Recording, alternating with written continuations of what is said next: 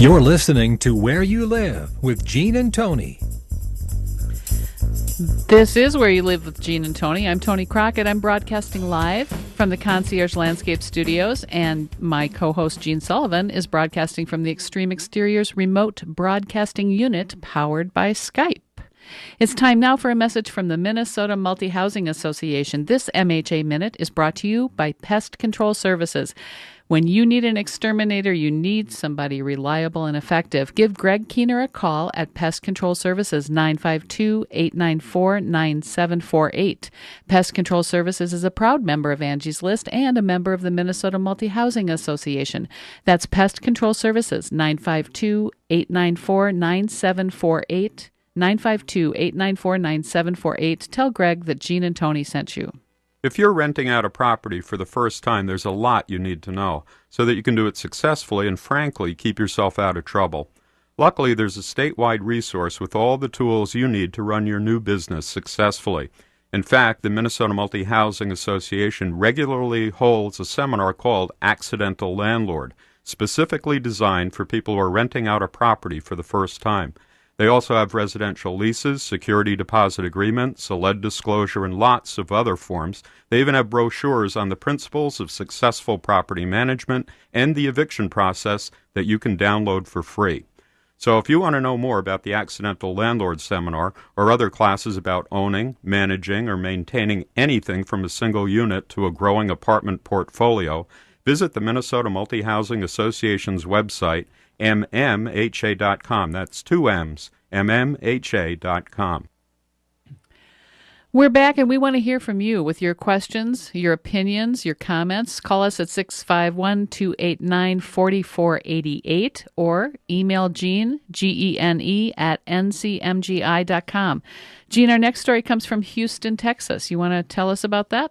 I sure do, but before I do, Tony, we did receive an email from Terry in Edina about our last article here on that legislator in Connecticut. Mm-hmm. And Terry from Edina writes, why can't legislators deal with one issue at a time? How can you even know what's in a bill anymore?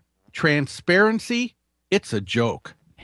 Boy, Terry, you have hit a nail on the head. And the longer we've done this show, Gene, and the more stories we've covered like this, the more astounding it is to me. This legislation is a mess. And how often have we found out, like at the 0 hour, about some state legislation that's going to affect homeowners associations?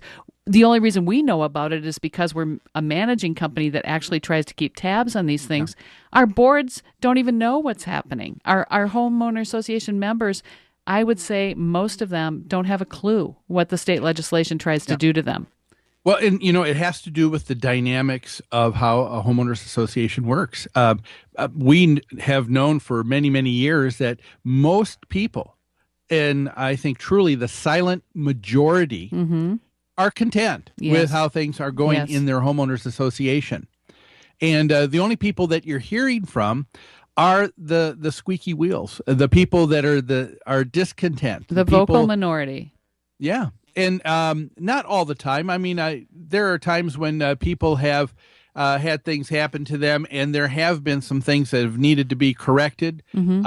And I'm not saying that no legislation ought to address a homeowners association. There's some very good legislation out there. Mm-hmm.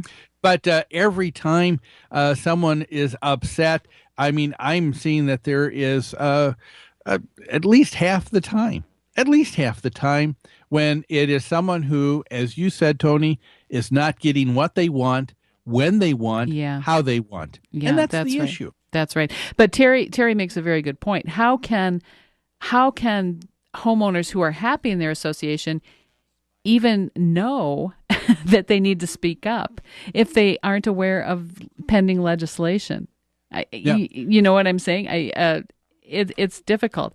The other thing I think is difficult is that our legislators are not required to get any kind of balanced viewpoint on legislation they're proposing. They listen to the person with the problem. That person with the problem brings in support for their opinion, and no one even goes out and tries to find an argument for the other side? I don't understand that. Wouldn't that, it seems to make sense, doesn't it? But wouldn't that just be a great way of dealing with things? We recommend that to our clients all the time. One person comes forward with an issue, a concern. They say, I'm concerned. I don't think this is right. Sure. The association board doesn't just say, yep, that's it. They make a law, let's change that rule and move forward. Yeah. Yeah. Well, that's a good tell point. them, talk to the neighbors. Yes. Find out, is this a minority or majority, Yes. first of all? Yes. What are people thinking? Yes. Are there, take time enough to ask the question, are there unintended consequences that will Yes. take place as a result? I mean, governing documents require the board on some issues, important issues, to hold a special meeting, which means everyone in the association has to be notified of what the issue is. Our state legislators don't notify us. I mean, not in a convenient way, and it's probably impossible to do so. But the boards of directors of homeowners associations are held to a much higher standard when it comes to passing rules and regulations and serving their constituents. Well, you made an interesting point about government, Tony, I think probably needs to be stressed here, and that is, you're right. A lot of our elected officials are elected to be able to perform actions and to be able to move forward, because if you had to go back to everybody each and every time to get an opinion before That's moving right. forward, you'd never get anything That's right. done. That's true. It's a representative government. However, with that being said, the people that are in the House of Representatives, State House, the people that are in Congress, those are that position more than anything else is there for the purpose of still being small enough to still be connected Yeah. to the people that they Yeah. represent very Yeah. individually, Yeah. and still be able to hear communication back and forth. And people in the House, people in Congress, they are charged with the responsibility of really trying to find out what it is that the majority is thinking about. That's right. And then be able to move forward with the wishes of their district. Yeah, that's true. Now, isn't this dilemma the reason that lobbying was born and is becoming more and more and more influential and in our governing and in our legislating? Oh, yes, because you get to a point where you have so much legislation, so many rules that are trying to be passed. Yeah. Each and every session, nobody has the time. And so, yes, we've created through all of this another level of bureaucracy, and that is the lobbyist. Yeah. The person that some groups pay just to monitor what's going That's on in right. the legislature. That's It right. has And to nothing mo- to do with what really with trying to promote legislation. No. They just want someone who's watching to make sure that nothing onerous That's additional right. comes That's up. right.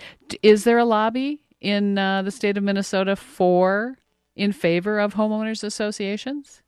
There really hasn't worked. I think there are some organizations like Community Associations Institute, Uh-huh. and I think also the Minnesota Multi-Housing Association, Uh-huh. that after this last year that we Yeah. dealt with legislation. A lot of that stuff is- came up this last year.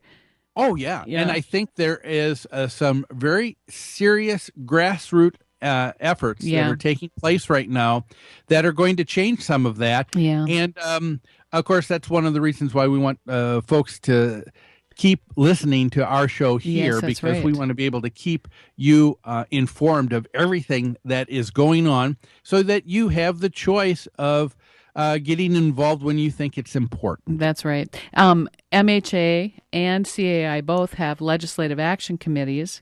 And, of course, those of us at New Concepts and many of us on staff at New Concepts are very active in committees at both of those organizations, just so we can stay on top of what's happening in our industry. Oh, yeah. And I'm really proud of the efforts of everybody at our office that is involved, because right now they are giving hours and hours, countless. That's right. I want to volunteer mention hours. Deanna Price, who's our legislative contact. Done a great job. Yep. Well, we've got a lot to cover. Folks, don't go away. We've got a second hour of Where You Live with Gene and Tony, but we got to take a break. We'll be back after these messages. We'll get back with you on the other side of this of these messages.